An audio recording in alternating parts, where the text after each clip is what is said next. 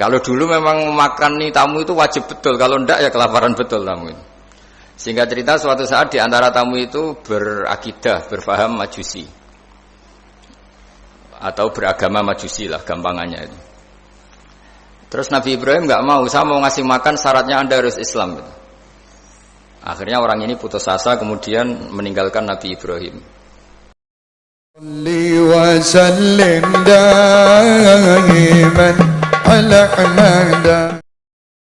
Punya empati, punya kasih sayang ke semua makhluk. Bahwa takdir kita ada perbedaan itu ya wajar, tapi bahwa definisi itu nyata. Tadi beliau menyebut termasuk satu saudara atau satu komunitas dengan makhluk-makhluk Allah yang lain. Pernah suatu saat Nabi memuji ada seorang nakal itu, diterima tobatnya Allah karena di jalan ketemu anjing, kemudian ngasih minum anjing itu dan Allah mengampuni. Meskipun secara hukum usul fikih tidak bisa digeneralisir. Misalnya kalau minumin anjing 1 surga, kalau 100 tambah surga. Nanti lupa minumin manusia gara-gara kebanyakan minumin anjing gitu. Tapi apapun itu faktanya ada cerita di hadis seperti itu. Kemudian menyangkut komunitas internasional yang beberapa diantaranya tentu beda agama, beda keyakinan. Saya mau membacakan cerita di kitab Ar-Risalah Al-Qushairiyah. Jadi saya hanya membantu referensi-referensi yang diajarkan guru-guru kita. Ar-Risalah Al-Qushairiyah adalah kitab kesayangan Mbah Maimun karena dulu mbah beliau dapat ijazah dari Said Umar Sato, kakaknya Said Abi Bakar Sato yang punya kitab I'anatul Thalibin. Dan kitab itu dibawa ke Indonesia sampai ke saya sebagai murid beliau. Di antara yang disebut dalam Ar-Risalah Al-Qushairiyah ini Thariqatu Ahlil Ilm, kitab Ar-Risalah Al-Qushairiyah itu. Saya baca nasnya atau ibaratnya atau teksnya. Sami'tu ba'dal ulama yaqulu istadhafa majusiyun Ibrahim al-Khalil alaihi salam faqala bisyarti antuslima. Famarral majusiyu fa'awhallahu ta'ala ilaihi mundu khamsina sanatan nut'imuhu ala kufri. Falau nawaltahu luqmatan min ghairi antu talibahu bitahyiri dini. Famado Ibrahim alaihi salam ala athari hatta adrakahu wa atadhara ilaihi fasalahu anis sabab fadzakara lahu dzalik fa aslamal majusiyu. Jadi suatu saat Nabi Ibrahim itu kan terkenal Abu Duyuf, orang yang mesti menservis tamu-tamu itu. Kita tahu dulu itu tidak ada warung, tidak ada hotel, tidak ada, ya pokoknya tidak ada mall. Sehingga kalau orang pergi itu kelaparan betul itu. Mbok orang kaya pun kelaparan karena melewati padang pasir itu. Kalau sekarang kan orang mau sowan kiai makan dulu. Karena takutnya di rumah kiai kan makan sungkan, jadi makan dulu nanti di kiainya tinggal pura-pura makan itu. Kalau dulu memang makan nih tamu itu wajib betul, kalau ndak ya kelaparan betul tamu itu. Sehingga cerita suatu saat di antara tamu itu berakidah, berfaham Majusi atau beragama Majusi lah gampangannya itu. Terus Nabi Ibrahim nggak mau, saya mau ngasih makan syaratnya Anda harus Islam gitu. Akhirnya orang ini putus asa kemudian meninggalkan Nabi Ibrahim.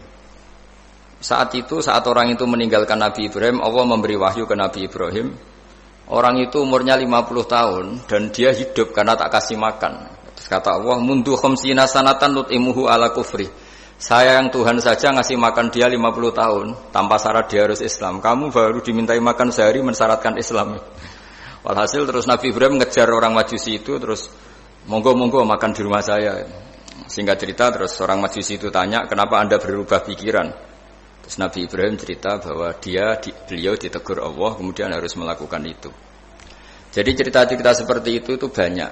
Dulu kita dengar para kiai sering cerita ketika seorang Yahudi rumahnya diusir Amr bin As untuk pembangunan masjid. Ketika lapor ke Sayyidina Umar, masjid itu yang mengambil tanahnya orang Yahudi harus dikembalikan ke orang Yahudi. Dulu guru-guru kita juga sering cerita Sayyidina Ali itu pedangnya dicuri sama orang Yahudi. Ketika ketemu di pasar atau di jalan, kemudian Sayyidina Ali yakin itu pedangnya, dilaporkan ke Qadhi Syurah. Setelah itu Sayyidina Ali diminta, buktinya apa? Saksinya siapa? Kalau itu pedang Anda, saksinya Hasan dan Husain. Tapi kata hakim, Said Hasan Husain itu keluarga Anda, tidak sah jadi saksi. Zaman itu Sayyidina Ali masih berargumentasi Waqad qala Rasulullah sallallahu alaihi wasallam Hasanun wa Husainun sayyida syababi ahli jannah. Tadi kata Imam Sureh tetap standar saksi itu tidak boleh dari keluarga. Singkat cerita, qadhinya itu pakai standar hukum usul fikih, al-qaulu qaulu sahibil yad. Yang dibenarkan adalah yang sekarang megang barang itu. Ketika enggak ada saksi, al-musaddaq yang dibenarkan al-qaulu qaulu sahibil yad, yang dibenarkan ya yang megang barang itu. Singkat cerita dimenangkan oleh orang Yahudi tadi. Setelah dimenangkan Sayyidina Ali agak kecewa, masa seorang Amirul Mukminin sidang di pengadilan negeri kalah. Tapi orang Yahudi tadi akhirnya insaf, sadar sampai masuk Islam, sampai beliau ngendikan bihadza taqumus sama wal ard, karena ini langit dan bumi berdiri karena keadilan itu. Jadi ini cerita-cerita referensi yang bisa menolong teman-teman siapapun berkomunitas internasional. Karena pikiran saya sederhana ya, al ilmu yurisul ahwal, ilmu itu melahirkan sikap. Jadi kalau kita punya referensi yang cukup tentang toleransi, insya Allah kita hidup di mana saja punya toleransi, karena toleransi itu juga ajaran agama. Di antara yang diceritakan para guru-guru kita adalah ketika Nabi mau dibunuh oleh orang namanya Daksur atau Duksur, siapa enggak tahu KTP-nya saya. Kiai-kiai kalau baca Daksur. Ketika beliau sedang santai di satu tempat, tahu-tahu ada orang yang mengambil pedangnya kemudian bilang mayyamna'uka minni ya Muhammad, sekarang Anda sama saya berdua, siapa yang bisa menghalangi kamu?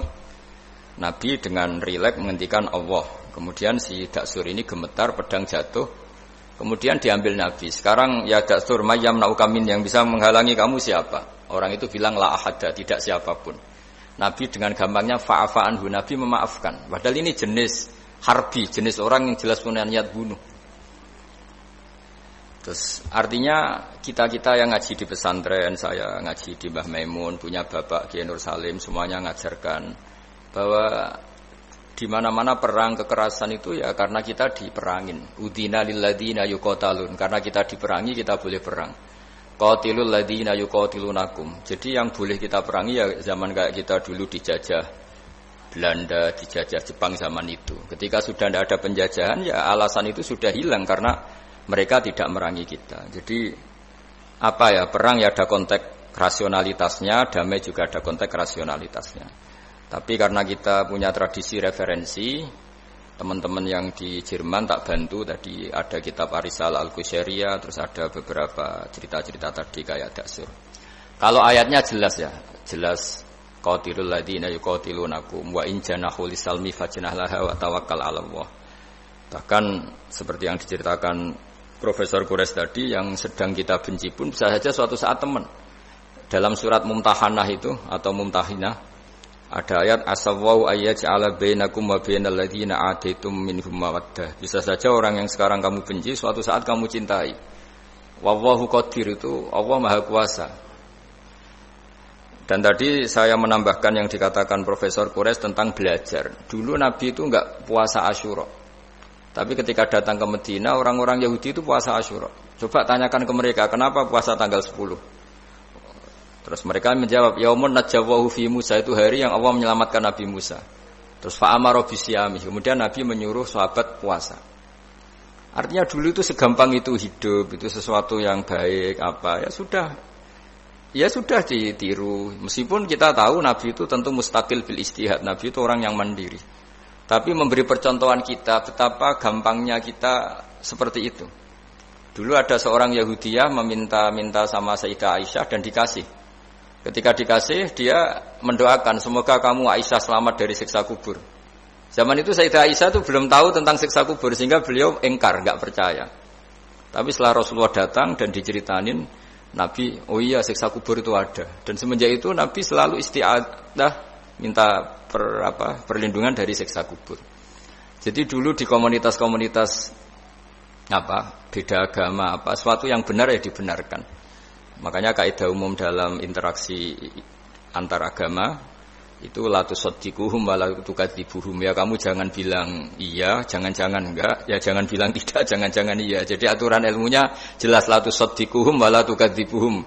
Ya artinya sesuai referensi ilmu lah kira-kira begitu.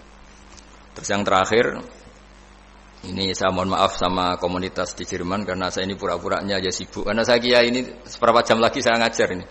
Nanti kalau saya tidak ngajar di sini yang ngundang agak-agak dosa, jadi supaya sama-sama tidak dosa ini saya ya nuruti jenengan, tapi ya karena saya ngajar ini juga yang datang orang macam-macam, ada yang Kalimantan, Sumatera mau ngaji di sini. Ini seberapa jam lagi saya ngaji Sahih Muslim. Yang terakhir ini di halaman Kitabu Adabil Ulfa wal Ukhuwah halaman 285 dalam Ihya juz 2. Jadi kitab saya juz 2, mungkin kalau beda cetakan yang jelas ikut Kitabu Adabil Ulfa wal Ukhuwah.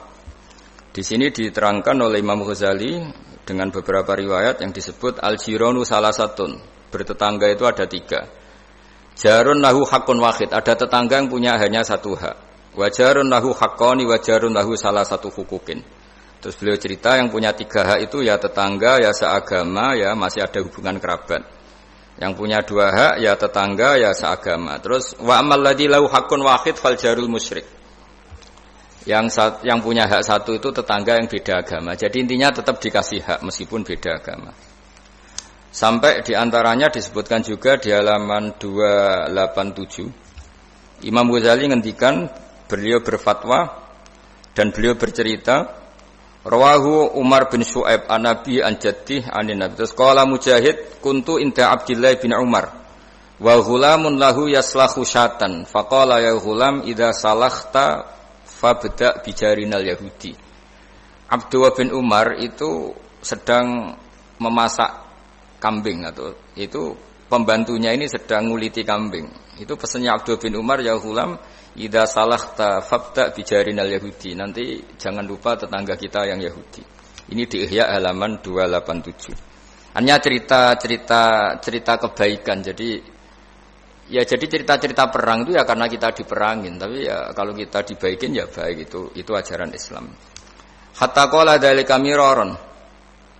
Faqala lahu lima taqulu hadza. Ini pembantunya juga enggak langsung menerima. Kenapa saking enggak mau nerimanya diulang-ulang lagi oleh Abdullah bin Umar. Faqala inna Rasulullah sallallahu alaihi wasallam lam yazal yusina bil jar hatta khashina annahu sayuwarithu. Kenapa engkau melakukan itu ya Abdullah bin Umar? Terus beliau menjawab, Rasulullah itu selalu berpesan untuk berbuat baik sama tetangga. Tadi kita tahu kalau tetangga punya 3 hak, berarti seagama, ada hubungan kerabat, hakul jar, berarti 3. Ada yang seagama dan tidak punya hubungan kerabat, berarti punya 2 hak, yaitu 1 agama dan kerabat. Ada yang punya 1 hak saja, ya tidak keluarga, tidak seagama, tapi karena tetangga itu juga tetap punya hak. Dan itu pun masuk kategori lam yazal yusina bil jar, termasuk orang-orang yang harus kita baikin. Ya kalau di Qur'annya kayak tadi ya, qatilul ladzina yuqatilunakum, boleh merangi ya yang merangi kita.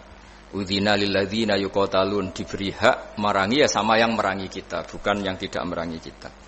Terus waqala Hisam Kanal Hasanu la yara ba'san antut imal jarul Yahudiyya wan Nasraniyya min udkhiyatik. Bahkan sebagian ulama di sini disebut Hasan Basri berpendapat kalau berkorban, kalau punya tetangga Yahudi yang butuh enggak apa-apa dikasih dagingnya. Ini di halaman Ihya 287 juz 2. Jadi dari cerita-cerita itu dan referensi-referensi itu teman-teman di Jerman enggak usah khawatir lah kalau kiai-kiai kayak kita itu berfatwa enggak boleh berkomunitas internasional nanti takut begini ndak lah. Kita bacanya ya sama seperti yang dibaca Profesor Kures, sama yang dibaca guru-guru kita.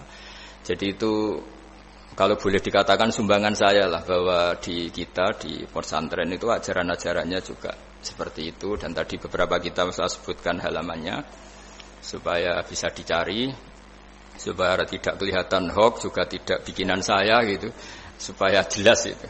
Dan saya mohon maaf karena enggak bisa ngikuti sampai selesai, tapi saya ngapresiasi, semoga jadi syawal yang baik. Minal aidin wal faizin. Minal aidin artinya kita kembali menjadi ahli surga. Saya termasuk yang sependapat dengan kitab yang saya baca. Dulu kita ini ahli surga karena Nabi Adam lahirnya di surga dan diciptakan di surga. Karena satu kesalahan beliau harus kembali ke bumi. Dan setelah puasa itu selesai dan diterima, kita kembali ke ahli surga lagi, maksud minal aidin, kita kembali lagi berstatus sebagai ahli surga. Dan itu dimulai dari saling memaafkan, karena yang menghalangi masuk surga itu hak adami. Manusia itu kan paling kikir untuk memaafkan orang lain, padahal kalau hak adami belum selesai itu Allah tidak mau memaafkan. Makanya syaratnya masuk surga harus kita saling memaafkan. Dengan cara seperti itu insya Allah kita minal aidin wal faizin. Jadi mohon maaf, sekali lagi mohon maaf karena saya tidak bisa ngikuti sampai selesai karena saya harus ngaji. Karena bukan papa ya, memang harus. Andaikan sunat itu mungkin saya tinggalkan. Mohon maaf sekali. Wassalamualaikum warahmatullahi wabarakatuh.